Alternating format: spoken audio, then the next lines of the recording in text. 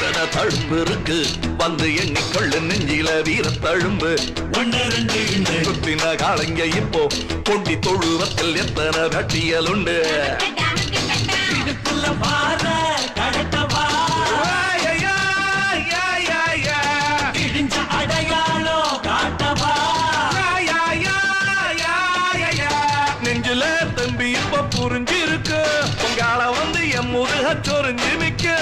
சில கண்ட வாழையாட்டும் காலையில் நான் வேலையில